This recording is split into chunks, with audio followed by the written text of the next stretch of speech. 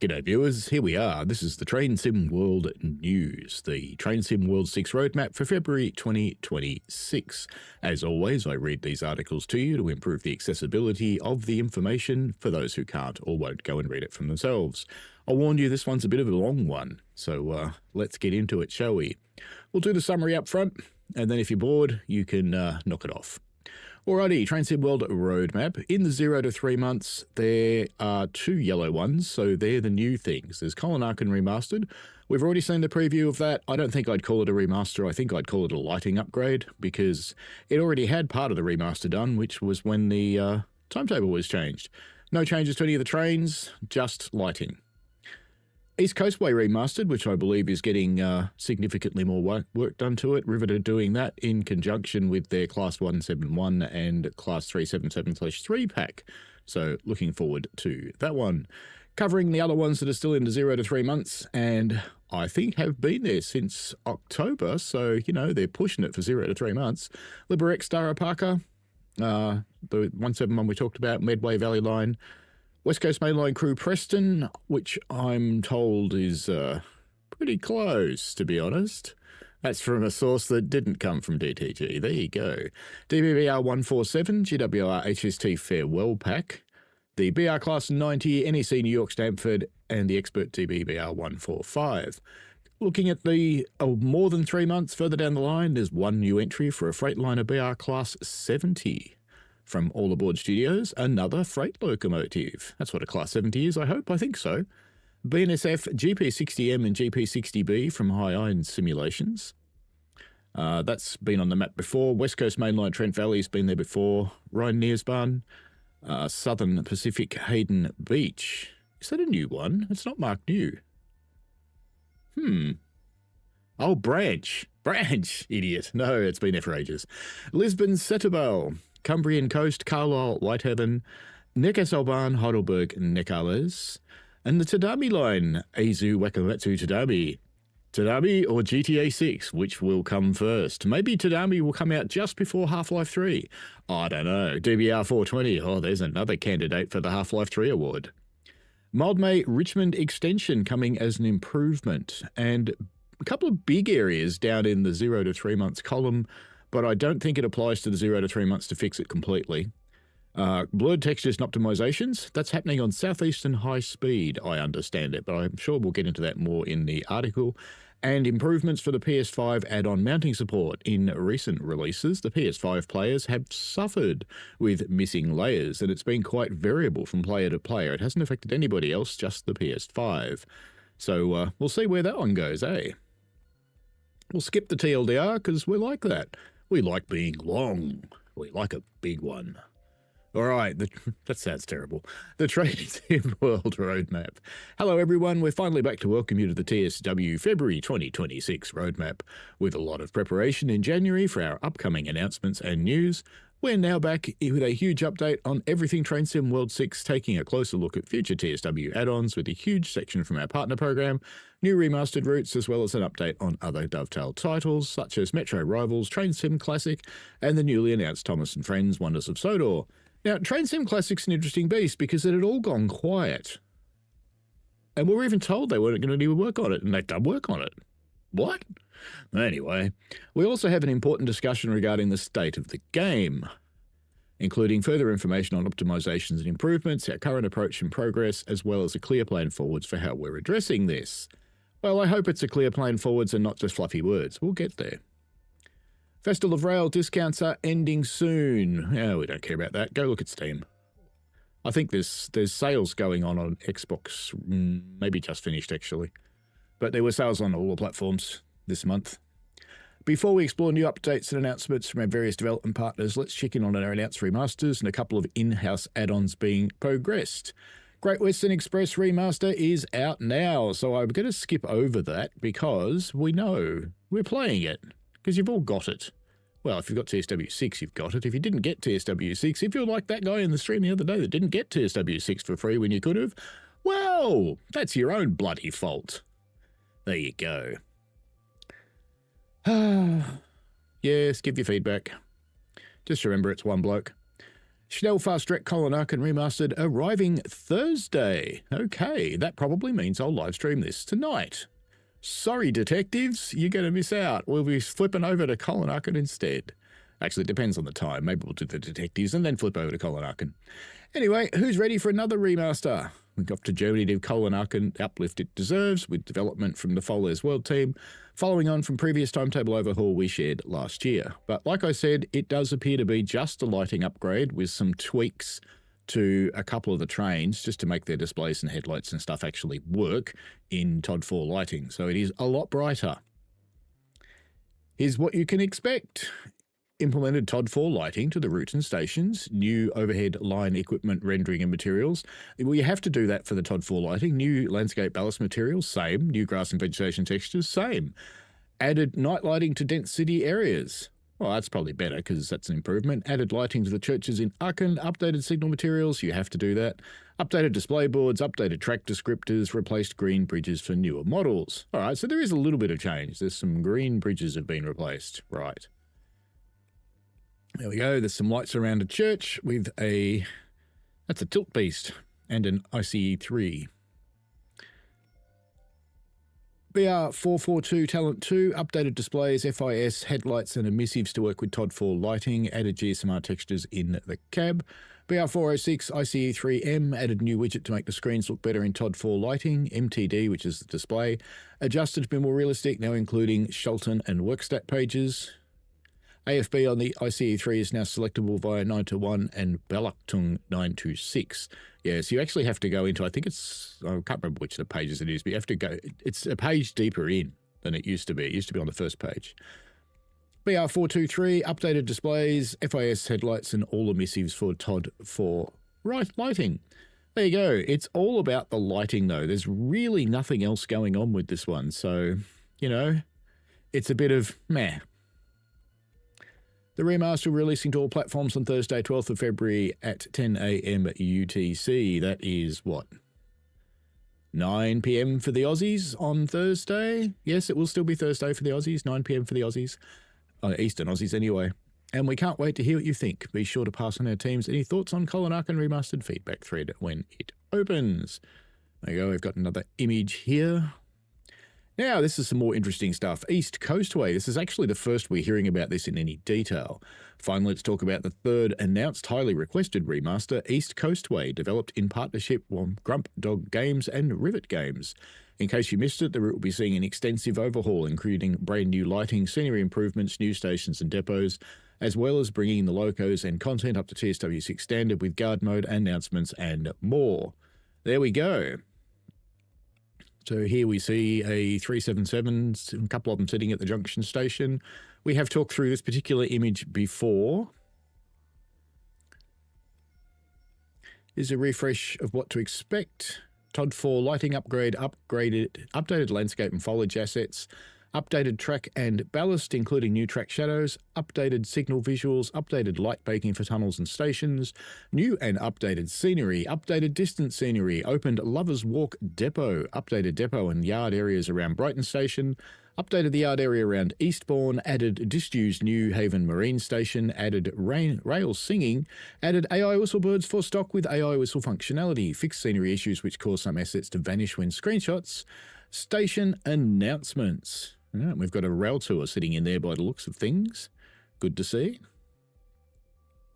It's actually a nice route, East Coastway, so getting a ripper version would be great.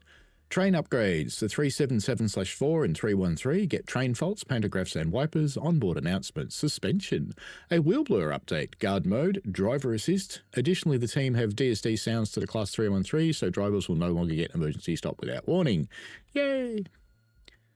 And we have the 377, number 432, sitting here with a bit of snow. They're really emphasising the snow on this one, so I guess they've done a lot of work with the snow. It's usually been a bit of a poor cousin, the snow. As a reminder, the remaster will be completely free for all existing owners of the East Coastway add-on, coming in the form of an update for players in Train Sim World 6. Now, the other route from Dovetail is NEC Northeast Corridor, New York Stamford.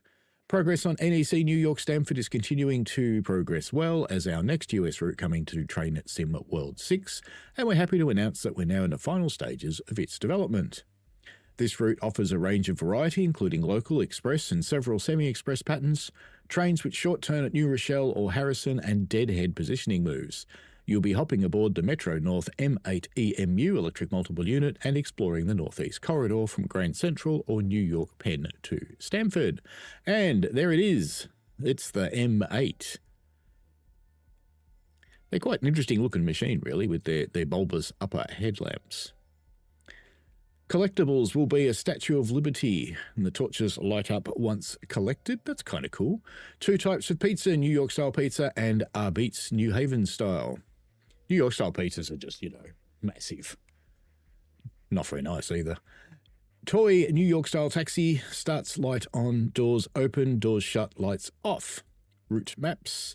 As for the mastery reward, expect uplifting helium balloon parade near Stamford. Working with licensors and content adjustments. With this release, similar to what we've done to add-ons in the past, specifically LIRR Commuter, we've made changes as part of our agreement working closely with the licensors. This will include mandatory ATC and access safety systems for the Metro North M8. This may result in some players needing additional guidance, and we're providing an in-game tutorial that details these systems, as well as promoting tutorial guides on how to operate trains on the NEC New York Stamford route with safety systems enabled. That's going to be really unpopular, but, if the operator is forcing it, the operator is forcing it. What can you do? Expect much more information coming in the next few weeks as we get closer to release, so stay tuned and get ready for another adventure into the United States. DB BR 147 from Dovetail Games. It looks just like the 187, doesn't it? Basically, it is. Announced in our Season of Reveals event, the DBBR 147 will bring more German traction arriving to Train Sim World 6 with gameplay on the Frankenbahn Stuttgart Heilbronn route. So it's an add-on for Stutty. This will bring a wide variety of services based on a 2018 timetable, including a wealth of AI traffic to really bring new life to German routes. The services will include original BR 101, BR 110 for Bremen Oldenburg, ICE 3M appearing at Mannheim with a limited number of playable services. Additional AI services with appropriate content, the BR 425, the ICE 1 in Kassel Wurzburg, ICE T in Frankfurt Fulda, TGV in Stuttgart, OBB 1116 in Stuttgart. So that timetable is just bringing a bunch of other stuff to a bunch of other routes. It's the inside of the cab. From a camera position players can't get to. A reference strip was conducted for the main sounds of the Locos, such as traction motors, horns, brakes, bogies, HVAC, and pantograph. The only exception is some of the buttons, levers, and switches we didn't record because we have these already from other recording trips and they are the same sounds. So why even tell us? Just say we're using authentic sounds. Sigh. There's a new box. We haven't seen that in many of the German trains. Additionally, the BR 147 will include train faults and announcements as Train Sim World 6 core features, which will help enhance immersion as you play. Will it support Rail Driver? There's a question. Keep your eyes out for further info on the DB BR 147 in the future. Partner Program News announcing the Freightliner Class 70 from All Aboard Studios. Are you a fan of UK diesel traction? Perhaps Freight Locos too? Well, here comes the perfect combination, bringing a brand new diesel freight loco for TSW and finally giving the Class 66 some competition. It's the Freightliner Class 70 coming from the All Aboard Studios team. With a primary layer on their recently released Birmingham Crewe route, ABS is so excited to share this with you all today. As a special way to accompany the announcement, a short teaser showing the running sounds. Ooh, let's do that. We'll have to just pause that one and start this one and enable that sound that you can't see yet and play this. That should work.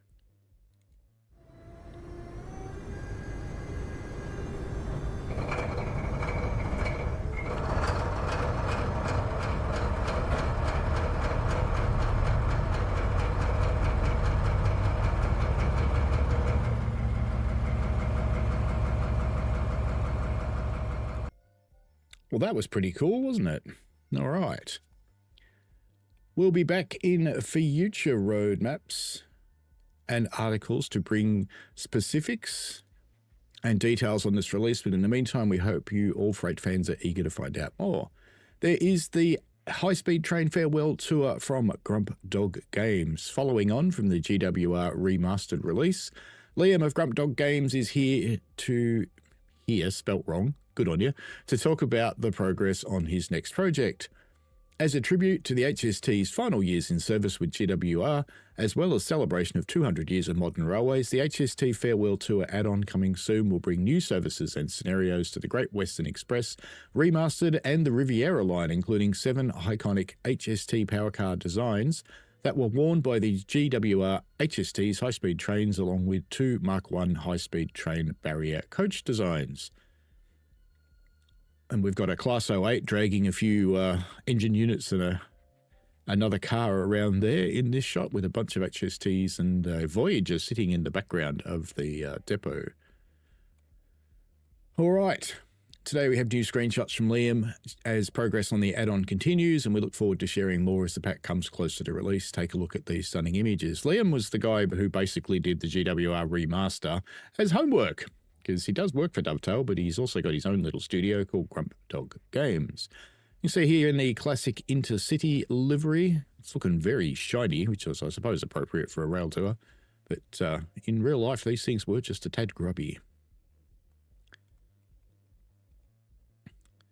We have some more GWR liveries. We've actually seen these before, I think, in these liveries. So just screenshots of them actually in stations. We've got the heat haze coming from the exhaust, so it's less smoke, more haze, which in images like this actually doesn't look very good, but in the game it looks quite nice, I have to say. Inspired by real-world events, the 6 included scenarios will range from depot open days to helping crowds of passengers from Dawlish get to the air show while keeping you cool and keeping them cool on a hot and busy day. We have a old plane. I think I can actually guess what that's supposed to be, but I'm not going to, because we're here for the trains, not the planes. But it's doing a beach flyby, which is kind of nice. So it's one of those ones like that one in LA. We have to try and keep up with the planes, I suppose. We'll be back soon, back with another update in March, but before to check out the GWR remastered route before the pack releases and discover the GWE bundles available in the Sounder Festival of Rail. So back with another update in March, so that tells you it's releasing after the March roadmap. I think. It's what I'm reading into that. So about a month from now. Bit more. Southern BR Class 171 and the BR Class 377/3 from Rivet Games. Rivet Games will be supporting the East Coastway remaster with the release of the next add-on, adding the Class 171 and additional timetable services to the route. Let's take a look. We have some further details from Rivet Games on when the East Coastway Class 171 timetable is due to be set, along with some added information on what lays you can expect to see along the route. Let's hear more from Tyler at Rivet Games on the details. So we can see a train here that's going to head to Brighton, the little 377. Tyler says the new timetable is built from scratch using the December 2017 to May 2018 working timetable. There are 2 versions included, one where Seaford and Lewis services are operated by the Class 377/3 and the other operated by the Class 313. They are otherwise identical. Compared with the original route timetable, this adds Class 171 services between Brighton and Ashford International and the previously missing 377/4 services between London and Eastbourne via Lewis. Seasonal layers include the Railhead treatment train and variety of rail tour, diversion and other unusual services. Additionally, AI traffic includes the Gatwick Express and Thameslink AI to Brighton. So I've been to Brighton and I've actually been to Lewis, but I went to Lewis on a bus. There you go. Thanks, Pretty Chase. All right, there's the 171 and the 377/4. Good to see them. The 377/4's got nice weathering. The 171 looks a bit clean to me. It's got some dirt under here, but the face of the thing, very clean. I created the timetable nearly 2 years ago as a free mod, and I've updated and expanded it as the basis of this DLC. Well, there you go. We have seen it as the mod. The timetable is specifically set for 2018 due to that being the last year the Class 171 routinely ran all the way to Brighton. After this point, they were cut back to Eastbourne, and around the same time as the start date, the Class 700 was still entering service, so Rivet wanted to include this as AI at Brighton. So you will see some 700s as AI by the sounds of things. You can expect the Class 171 and BR Class 377/3 add-on to launch alongside the East Coastway Remastered. Coming very soon. Be sure to follow the social channels and keep your eye on community spaces for the release date. West Coast Mainline Crewe Milton Keynes via Trent Valley from All Aboard Studios. This one seems to be a bit popular. Continuing All Aboard Studios' roadmap run of updates, we have further info on their Trent Valley route. This one is one of the most dynamic and heavily worked sections of the West Coast Main Line that will be brought to Train Sim World, and All Aboard Studios have been more info for what you can expect to see on the line. Hope it doesn't mean more blurry textures. Big signs, keep off the track, boring people. Alrighty, All Aboard says, at the heart of the route is the modern Trent Valley corridor itself. Once a 2-track railway, it has been transformed into a high-capacity 4-track main line, designed to keep fast intercity services, regional stoppers and heavy freight moving side by side. Large sections are now equipped with bidirectional signalling, allowing traffic to flow flexibly in either direction during disruption and engineering work. This modern layout unlocks a huge variety of operating scenarios and is being carefully recreated to deliver authentic overtaking moves, traffic regulation and high-intensity mainline running. So we can see we've got some 110 speed, 115 for multiple unit services, and 125 for those equipped with tilting. Even with the extra capacity, the route still features several famous bottlenecks that shape real-world operations and will provide added challenges for drivers. Between Brinklow and Attleborough South junctions, services converge and weave between the fast and slow lines, demanding precise signalling and careful pathing. Further north, Shugborough Tunnel forms another naturally constrained section with the gradients, line speed and traffic density combined to create a true test of mainline driving, i.e. expect signals, lots of them. Here's a cab view. Major stations bring the route to life. Rugby has been extensively rebuilt as part of the West Coast Mainline modernisation, and today stands as a key interchange and regulating point on the southern section of the line. In Train Sim World, players can expect a detailed modern station, complex track layouts, and a constant flow of intercity, regional, and freight traffic. Nuneaton offers a very different experience, acting as a vital interchange with cross-country routes and a major hub for freight traffic moving across the Midlands. It's busy. Junctions and platform activity make it one of the most varied operational locations on the route. And it's varied and operational, and we only see one train. 2 modern electric trains headline the route. The Class 807 makes its Train Sim World debut as the latest member of Avanti West Coast AT300 Evero fleet, building directly on the technology and experience gained from the Class 805. Featuring bespoke interior and exterior modelling, the authentic cab equipment and performance tuned to its electric-only configuration, the 807 will handle high-speed intercity services across the route, including regular workings towards Liverpool and Blackpool. So it's not a bi-mode, it is only electric. No diesel. To support this new fleet, the route also introduces brand new signal upgrades and MU speed implementation, excuse my hiccups, ensuring the Class 807 can fully exploit higher line speeds and operate exactly as intended across the modern West Coast Mainline infrastructure, i.e. at 125. The West Coast Mainline Crewe to Preston from Just Trains. Uttelreet. What's that? Originally announced during the 2025 Dovetail Direct all the way back in August of last year, Just Trains team have been working hard quietly in the background to deliver another fantastic add-on. We have an update straight from the development canaries at Just Trains, so we'll let them sing the next part. We have another... Oh, that's right, this is the round-robin coal trains, isn't it? Merry-go-round coal trains, that's the word. They're just, yes, okay, with 047, that'll be loud. And I think that's a new hopper that we haven't seen before, so it's nice to have a new one. Just Trains, following our previous look at the 47/3, we begin taking a glimpse at the freight operations that will be carried out by this and Class 20 locomotives, yay, 20s, in the upcoming West Coast Mainline Crewe to Preston route. For this update, we're focusing on the merry-go-round coal trains and their constant cycle from pit to Dover Station. Power Station, sorry. The term merry-go-round came in the late 1960s and early 1970s when power stations such as Fiddler's Ferry opened, requiring high-intensity input of coal to keep the national grid online.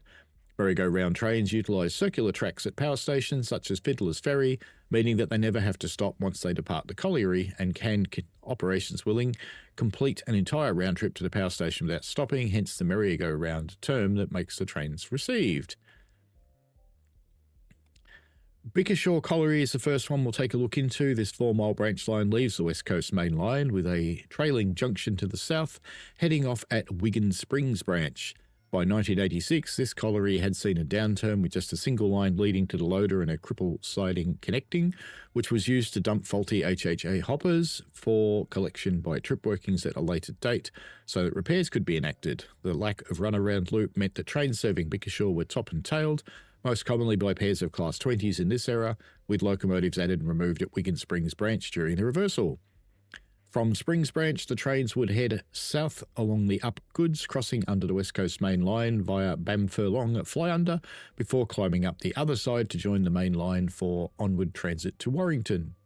Parkside Colliery was in reality more of a spur off the Chat Moss line just east of Newton-le Willows, connecting in via 2 loops on the approach. A runaround loop was in use at Parkside during this era, meaning that trains could use just a single loco, though again pairs of Class 20s were commonplace. Upon departure from Parkside, these loaded trains would travel via Earlstown before linking up the West Coast Main Line at Winwick Junction for the short run into Warrington. It looks like an overhead crane that can pick up hopper cars, doesn't it? These trains, once they arrived at MSC sidings at Warrington, were faced with an interesting task to reach the line to Fiddler's Ferry Power Station, which goes east to west directly under the Warrington Bank Quay Station. While some trains saw the locomotive run around in MSC sidings, others saw a pilot attached to the rear for onward haulage for around a mile to Latchford sidings, where another reversal took place to access Fiddler's Ferry itself. During the mid-1980s, this pilot was occasionally a Class 08 shunter, which was certainly put to the test hauling 45 loaded HH8 hoppers and 2 dead locomotives on the rear. This is the scene we have chosen to portray in some of our operations, though there are a variety which do double runarounds at both MSC sidings and Latchford, thus adding to the timetable complexity. Please note the West Coast Mainline Crewe Preston route will be exclusive to PC, Steam, Epic Games, Microsoft Store and Gen 9 consoles, PS5, Xbox Series S and X platforms. Gen 8, get out, mate. It's time to move on, Gen 8.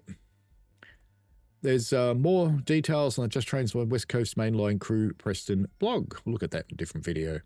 The team at Dovetail, especially our Wiganer, that's Harry, are very excited for this route, with Just Trains are keen to show you further updates on this, including some extra screenshots and further details in their upcoming development blog. For now, we'll see thee soon. Okay, yes, we're trying to be northerners.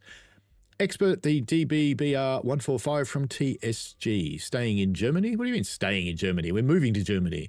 And following on from our October 2025 roadmap, we have a further update from TSG on their upcoming DB BR 145 locomotive. And it looks like another little thing with Dostos. Yay! Whoopie-doo. Following on for the success of their previous Expert DB BR 101 release, the team are looking to push themselves further on the realism and functionality. As an Expert level loco, the 145 will feature a range of train faults that go beyond what we've offered in TSW so far, including already known electronic faults from the 101, but now adding a lot more like external faults, leaky wagons, overheated brakes, and coupling problems. These are all actual faults that would happen in a real-life 145, including information on the diagnostic screens, and TSG have provided guidance and support for how to fix the faults, available within the cab screens at Export 145, now available in English. Oh, yay. Listen to feedback. Well done, TSG. Thank you. Because the 101... nightmare. Pops up messages. Trying to get onto it with Translate. Nightmare. Now available in English. Not realistic, but it's going to make this train so much more popular. All right, I'm actually looking forward to it now. The 145 itself will come in DB livery, RBH livery, and a Novercus bucket variant that includes all relevant changes for passenger operation like PIS and door controls. There we go. Well, that's a bright one, isn't it? With some really bright unbranded containers. There's one O&E down there, yeah. Okay, oh, I'm interested now. Brake heat and ice simulation have also been added to the 145, meaning brakes can get stuck. Ice can build up, will need to be cleared. All screens, fuses and valves are now fully interactable, including the full Bremsgerüst and machine room. The newest star of the show is something TSG call expert coupling. When this is applicable, players will now need to manually couple, drag the screw and the coupler along with connecting the air hoses. Brilliant. Okay, we're getting closer to a real simulator. Good. I like that. Bring it on for everything. As an accessibility feature, TSG have also developed automatic brake sheet Bremszettel that will be available inside the cab, which will provide all brake weight and calculation setup ZDE and PZB parameters, removing the need to know that information beforehand. Thank you. Brilliant. In terms of rolling stock, the 145 add-on will include the new T3000 E-Wagon, which have the capacity to carry trucks and containers with new DHL branded trailers and containers added, all in the brand new brand coming to TSW the first time. Oh, cool. That'll brighten stuff up. We'll have some DHL trucks. Interesting that they're three-wheel trailers. Don't see that many of them in Europe. Additionally, there are 3 older freight wagons, the Zackens, Habens, and Smuggers, all of which have been expertified with their new expert coupling systems mentioned above, working angle cocks and updated audio.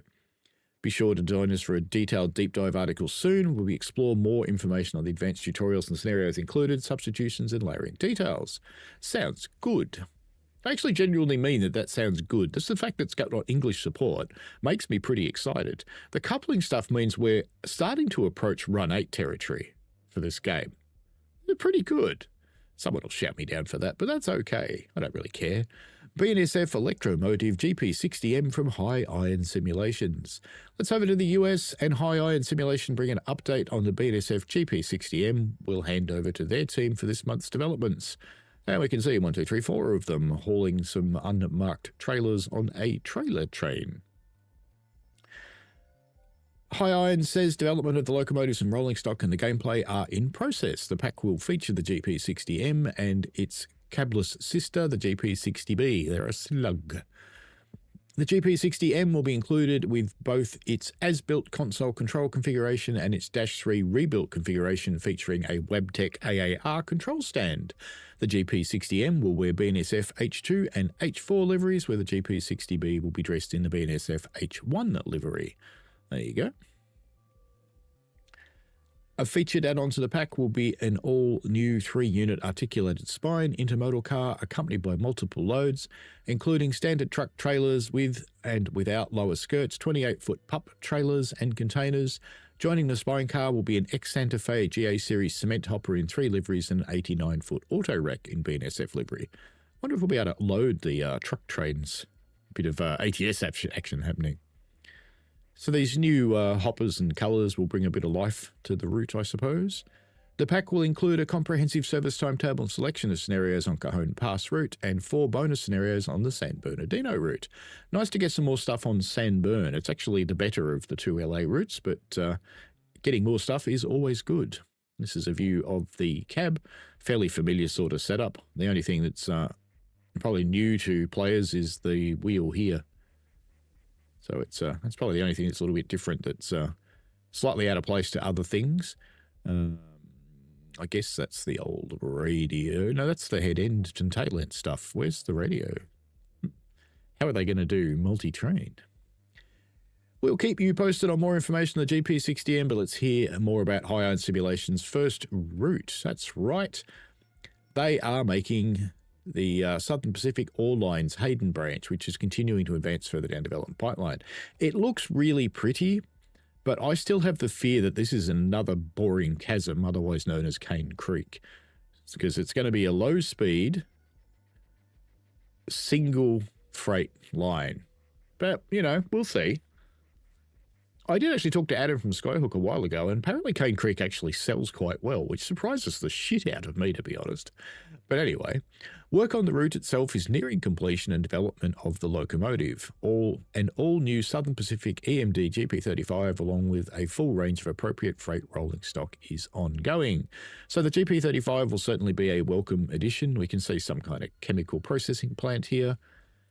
Santa Fe gameplay improvements. As a final note from High End Simulations, based on constructive advice from the TSW community, yes, very constructive, the crew are finalising an update to the Santa Fe gameplay pack, included affixes to the GE C48W cab, bugs related to the contents used in livery and formation designers, and several other systems and visual refinements.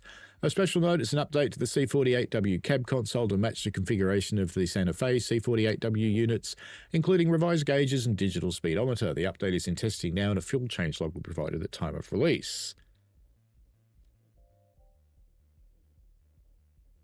Oh, so much talking. Now, if I recall correctly, they've got the wrong sounds, the wrong cab, the wrong livery. They don't accelerate properly, they don't brake properly, and they don't support rail driver properly. But none of those bloody things are mentioned. Yep. Okay, let's calm down and move on to Tadami Line by Union Workshop. This month, the Union Workshop have provided further details on their progression on the Tadami Line. Tadami or GTA 6, maybe Half-Life 3, what will come first? Giving an update on the collectibles you'll be able to find across the route. Can't we just talk about trains? Union Workshop says the collectibles have been inspired by the Red Cow legend, a symbol of the Azu region. The local people there believe the red cow can bring luck to them while keeping illness away. So we have a little red cow and some flags. Japan is a colourful place. On the route, you'll be able to find a range of inspired items you can collect, including guest books, sparkling water from the Oku-Aizu region, and traditional Japanese pottery, a station guest book, a visitor notebook placed at some of the rural stations on the route. These are actually quite prevalent in Japan, both those and stamps that you can collect from the places where you can go and write in their guest book. It's actually kind of it's a pleasant thing to do in Japan if you're ever there. The Aizu Nature Water, unique sparkling water from the Oku-Aizu region. Baizanyaki, the traditional style of pottery that originated in Okayama Prefecture. It features an unglazed but unique surface. It's a little notebook. And we've got some little cow models. We'll continue to keep you updated on Union Workshop's progression with the Tadami Line, but for now enjoying the screenshots of these collectibles. All right, moving on to Liberec Stara Parker from Vector Simulations. I get a lot of questions about Stara Parker. It's time for an update from Vector Simulations team and the first ever Czech route coming to TSW, especially with the add-on getting closer each month, with release coming very soon. In case you missed our Liberec Stara Parker gameplay showcase in December, be sure to watch that back now. So this should actually be coming out because it was 0 to 3 months in December and it's February. So we should be seeing this month or next month, I would see, if they're sticking to the 0 to 3. For this month's roadmap, Vector Simulation team are wanting to share more details about the route, information on their progress this year so far. The line will feature a total of 11 stations and 9 stops. Trains will run between Stara Parker and Liberec, climbing and descending over 250 to 300 metres on the 75-kilometre run. You'll also find 8 tunnels with overall length of 2,421 metres and over 80 bridges of various sizes and lengths as you travel. So it's a steep line like the one I work on. This route will represent the northwestern half of a single-track line connecting the regional capital city Liberec with the eastern Bohemian conurbation of Hradec Kralov and Pardubice. If you're from the area and you'd like to correct my pronunciation, please do. I like to learn, and those are a little difficult. The construction of the route was approved in 1854 and began in 1856. Today it sounds almost unbelievable, but all the major works were done within just 3 years, and the last part of the route was inaugurated on the 1st of May, 1859. And they can't even make GTA 6 in that time frame. They made a whole train line. Ha. There we go. We got some red signals in the mist, with a passing section going back into a single line by the looks. So we can see some... This is some bits from some Tampers, I think, by the looks of it. The route starts at Stara Parker Station that sits in the foothills of the Krokonos Mountains. Multiple routes meet in Stara Parker, including the route from Clumed and this is as bad as Welsh. Kitlenau to Trutnov, not to confuse with Turnov, of course. And another route to Lomnice and Papoku. It then runs along the Oleska Creek towards Semily, the smallest country town with just 8,000 inhabitants, but almost 800 years of history. The line here joins the Jiz River, which it will follow all the way to Turnov. The line passes through a narrow canyon with multiple tunnels and galleries between Semily and Zeleny Brod stations.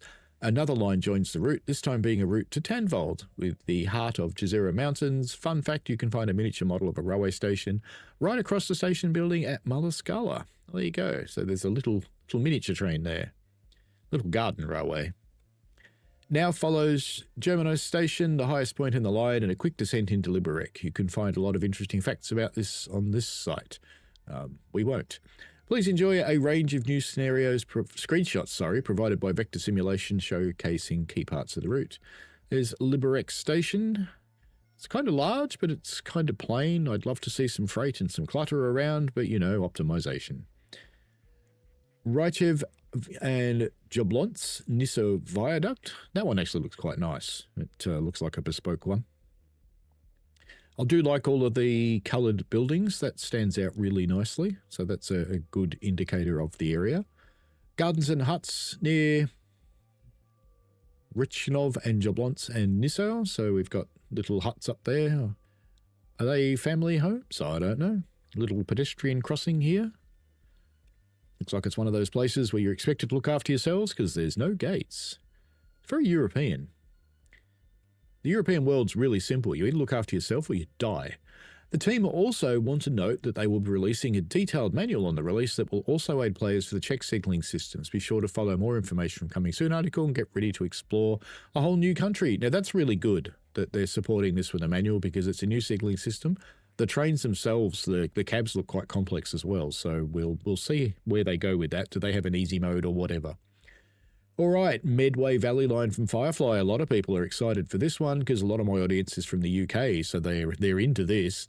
DTG James adorns his unofficial Firefly Simulations hat to bring you the team's latest progress on the Medway Valley Line, coming soon to Train Sim World 6. Yeah, a lot of the third parties are a little incestuous because they have DTG people in them, which is it's just how things are. It's kind of cool, really. Yes. So we get a 375 sitting in here, and at sunrise by the look of it. James, since the initial announcement and season of reveals, work has been apace with some of the remaining stations going in, particularly Paddock Wood and Tunbridge. As the largest stations on the route, these can often provide the greatest challenge in capturing the correct dimensions and layout and achieving the right level of detail. I'm pleased to say both are looking stunning so far. One can already picture all the virtual train spotting opportunities Tunbridge will provide. There's a screenshot here in the station. It does look pretty decent. You can see some bikes and things over there. I can see some signs that are backwards, but that's deliberate, I think, because that's one of the care ones. With the bulk of the work on the Medway Valley itself wrapping up, attention has been turned to updating the existing North Kent and Chatham Mainline areas to a higher standard. This includes tons more detail on roads, a wider range of more accurate buildings and clutter being placed, all new foliage and more. Please note these updated sections are for MVL only. South East High Speed itself remains unchanged, but is still a remarkable improvement. So what they're saying...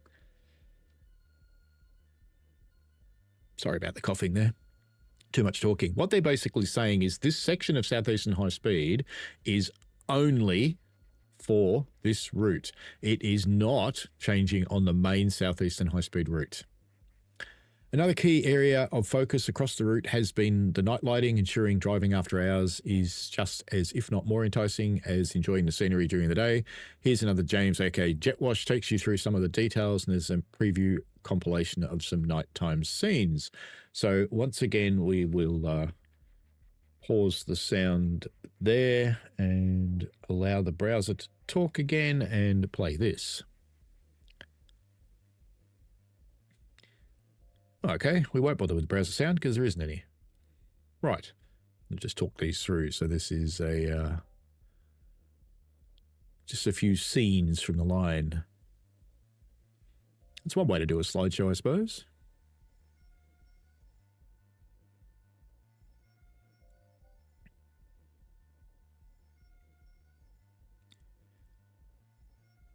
It's looking quite nice, the changes, isn't it?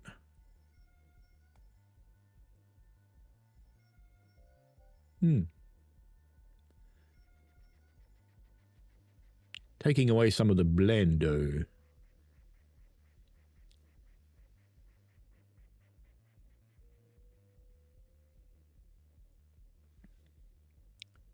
Be interesting to see what all this does for blurries. New color of bus.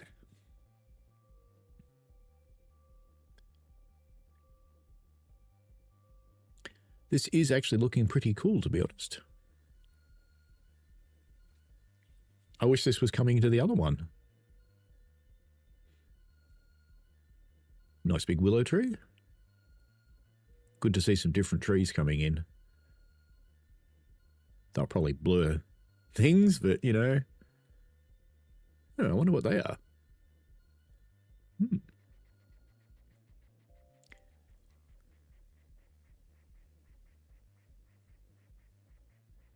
Well, there we go. Is that Sutton Hoo or Hoo Yard, whatever it is? There we go. That's it for those anyway. Jetwash says, and I'll just unpause that because I am listening to the other one. When we set out to do the night lighting scene, I could think about what it was that we wanted to achieve. I looked at other sim games, how they did night lighting, and then at whether it was feasible to use those techniques with the new A4. Ultimately, it was to make it so players would be just as happy to drive the route at night, maybe even actively look forward to it, as they were during the day. The dark, and particularly the transition from dawn to dusk, is capable of giving the player some of the most spectacular lighting effects in the game when combined with the right weather settings. Further developing some of the techniques I have used previously, I've been really able to dial down on where and when to put those light sources for both real and for effect, making the route feel alive and lived in. Having access to the full range of TSW Unreal tools has also given me the opportunity to learn new techniques and apply them to Medway Valley. One of the things I really wanted to add was distant lights at ground level. Drive down any dark route at night, and in the distance you will see lights from houses, industry and commercial areas, roads, etc. The reality, however, is that we can't just throw hundreds of lights all over the map, as there has to be a balance between performance and visual fidelity. I've co-opted a technique for distant lighting where we have detailed lights immediately where the player is, and a mixture of detailed and fake distant lights in the medium distance, and in the far distance entirely fake emissive sources. All right, this is another little teaser, so let's have a look at this one.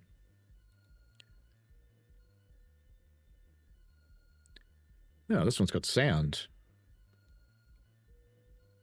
100 Southeastern, service to London Charing Cross, calling at Paddock Wood, Tunbridge, Sevenoaks, London Bridge, London Waterloo East, and London Charing Cross. This train has 8 coaches. Platform 1 for the 1000 Southeastern, service to London Charing Cross.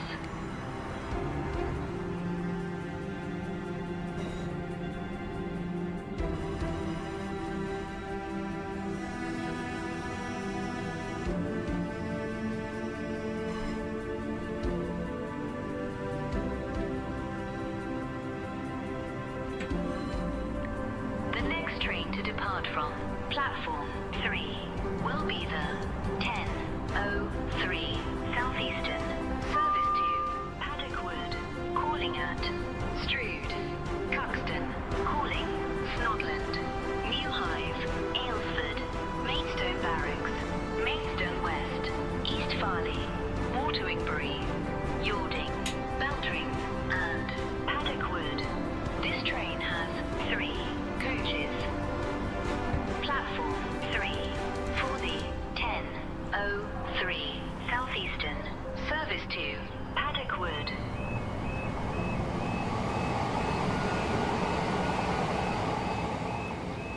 Like that.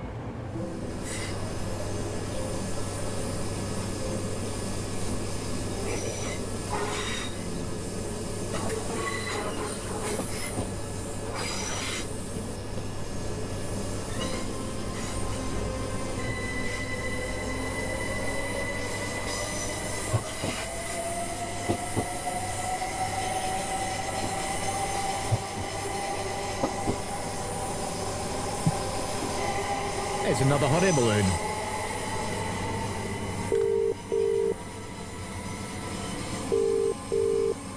Phone call? Good day, this is Rochester Signalling Centre Workstation 5. Ooh. Please state your message. Over.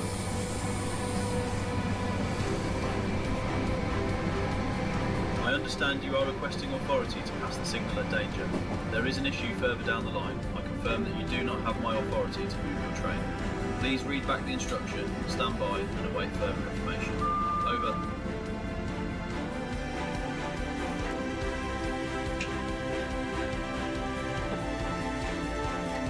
GSMR that works.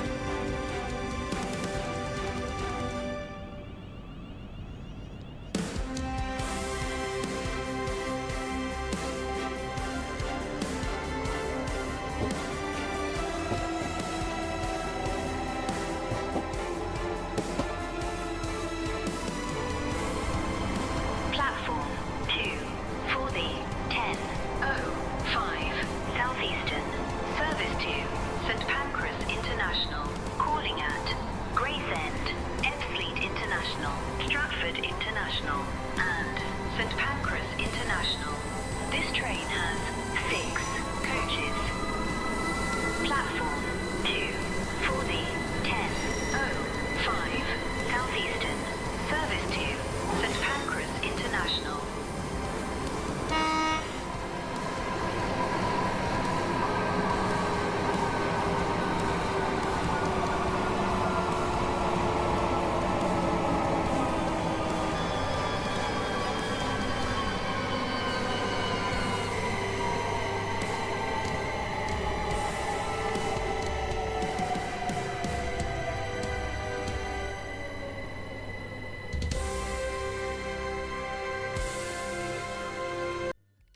Well, that's pretty cool. All right. Let's just knock the browser sound off again. In addition to this, I can use the same technique for boat lights, structure lighting, car parks, and so on, completing the nighttime scene. We have various other inexpensive light sources, traffic lights, for example, that all contribute to you not driving a train down a dark track, only seeing lights when you come to a station.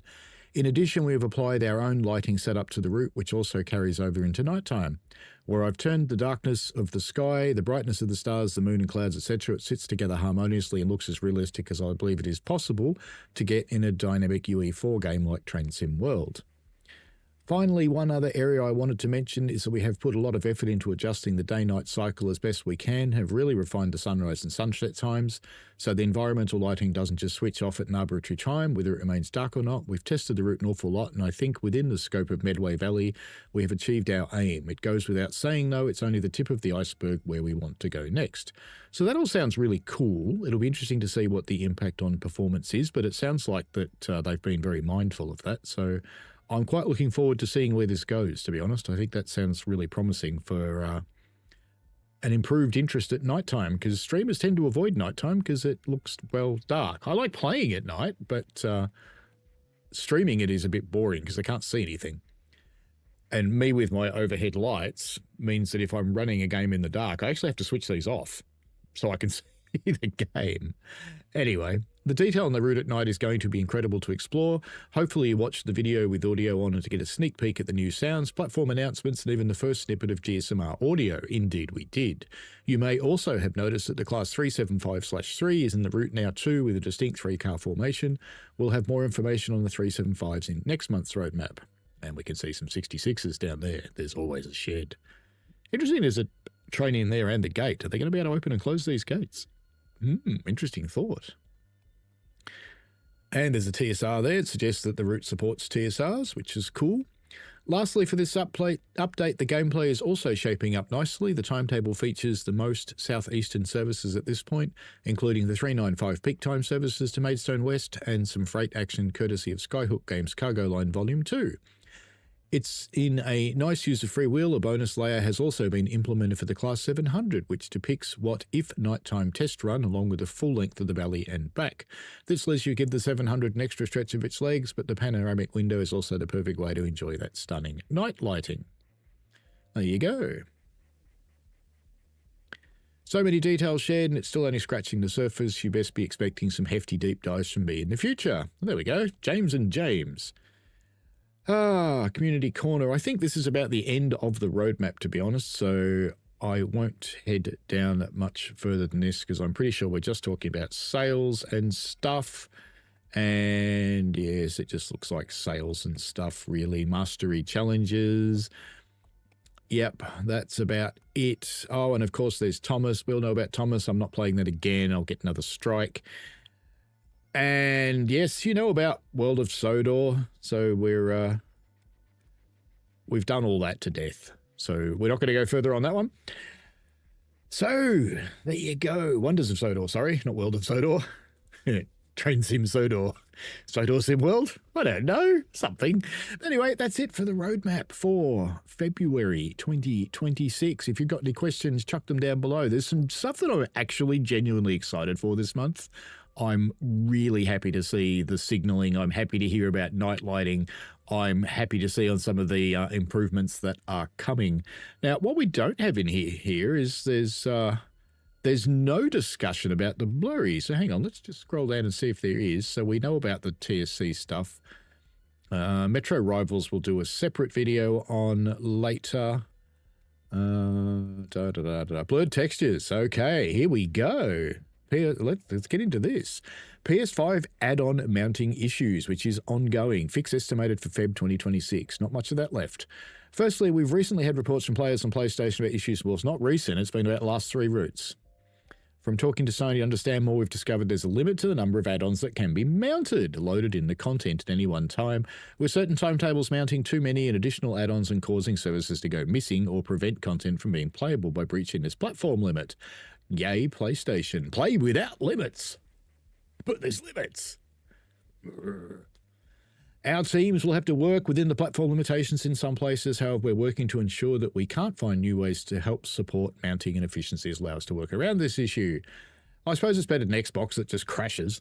Current status, we're working towards an improvement. We'll be sharing progress with you later this month. If you've been affected, we thank you for staying patient. We hope to address this quickly. Blurred textures and optimization. Fix estimated for March 2026. Probably on this run route though, so caveat. Time to talk more about our arch nemesis, blurred textures and optimization. For those new, our teams have been aware of this for some time for players, 2 years, primarily using consoles, finding that after playing certain add-ons, the textures of locos and other assets can become blurred to a lower resolution than you can expect. The heart of this issue stems from 2 key sections: memory usage of textures and how they're optimized on an asset, and then how our TSW engine fundamentally works when loading content. We've been working hard on a fix for this for some time and continuing that effort to address both sides of the issue. On a case-by-case basis, we've found assets and textures we can reduce that do not impact the final visual quality. And that's not surprising. I've talked about that before. And in fact, look at this diagram that's coming up, because this is almost exactly the same as the one I did when I did my video, which is bloody funny. But anyway, a good example, we talk about 4K resolution textures being applied to locos in TSW. These are generally well optimized, but where we're looking at reducing the texture memory required is with normal and roughless textures required for UE4 alongside standard material color maps. Typically, these have been used at the same resolution. Think of it as loading 3 separate 4K texture images. However, we've found the optimization that can show almost no difference in quality when we reduce these other texture maps to 2K or even 1K resolution, resulting up to 94% reduction in per image basis. Now, remember I did my video on blurry textures and I was talking all about this stuff, and there were people telling me, you're full of shit, it's not true. Ha! Screw you guys. Anyway, I'm being very rude, but that's okay. I like being right sometimes. So yes, dropping the texture fidelity when it is not needed is really important, because they haven't actually addressed one of the aspects of what I talked about here. They're saying they're reducing the ones that give you the feel for it. Right, so the 4K texture gives you the visual fidelity, the straight lines, and all those nice sorts of things. And these gives you the feel, the shininess, how rough it is, how much light it reflects, all that kind of thing. That's how that works. But in reality, these 4K ones don't need to be this high resolution either, because when you're talking about a 4K texture for a dial, right, you're squeezing 4K into a dial. You don't need to. Anyway, I did so much bloody research on how textures work in Unreal, it's unbelievable. Yep, cool. Glad to get a bit of vindication here. Anyway, it's a promising first step, and from some of our tests where these reductions are applied across all locos on a route, we may be looking at saving over 200 meg of memory when playing content, critical amounts for keeping everything looking smooth and the resolution you'd expect. Current status, our plan is to get version 1 of these fixes for you in March 2026, but it's worth defining you can expect. Because of the nature of these improvements being partly core and partly add-on dependent, it's something we need to assess individually for released content, and it's important to note some of the add-ons are impacted more than others, meaning that we can and will aim to prioritize add-ons which tend to pass the texture memory budget at a higher frequency from community reports and our testing. Okay, good. But I think that's coming out with Southeastern High Speed as a trial. Train Sim World update cadence. We wanted to note that whilst our teams are dedicating time to focus on the above core issues, it will have some impact to the frequency and deliver other improvements. We've generally struck to 2 updates per month cadence, but may not be able to keep this up every month, and ideally when the 2 improvements have been covered, we can return to a healthier schedule. We believe these priorities and changes are for the better health of the game for everyone, yes, and ideally we can start seeing a general healthier state in the game in coming months. We'll keep at it, keep you informed of our progress as we continue each month in the roadmaps and the QAs and we host in the ETRM. Thank you for sharing Everyone sharing thoughts, frustrations, and useful feedback to our team. We're working hard to make TSW the best experience it can be. Next core update is currently being built using feedback from the community, expect in early March. As a final note, we're looking at building an internal Strikeforce group of developers who can target specific add-ons for improvements for performance and optimizations and can help us ensure the back catalogue content is well supported. So that's like what we had with TSW2 when we brought the add-ons over, wasn't it? Well, there you go. So, folks, keep the bloody pressure on for the blurry textures. Keep pushing. Keep talking about it in the DTG Discord. Keep talking about it on the DTG forums if you're one of the few people still in the swamp. God, push, push, push. We've got to make sure this stays on priority because this is actually really important because, you know, I'm mostly a PC player, but I have my consoles. I've got the Xbox. I try and show it off on the Xbox. I haven't wanted to run it on the bloody Xbox because it looks like crap. So, you know, I feel for the console people. I really do. Yeah. Keep pushing. Let's keep this on the table. Let's make sure that this actually gets seen through to fruition, including what sounds like a new preservation crew. Adam's probably sitting back somewhere quietly at Skyhook going, actually, he's probably very happy. He's actually a very happy guy. But, yes, February roadmap. Good. Okay. Bye.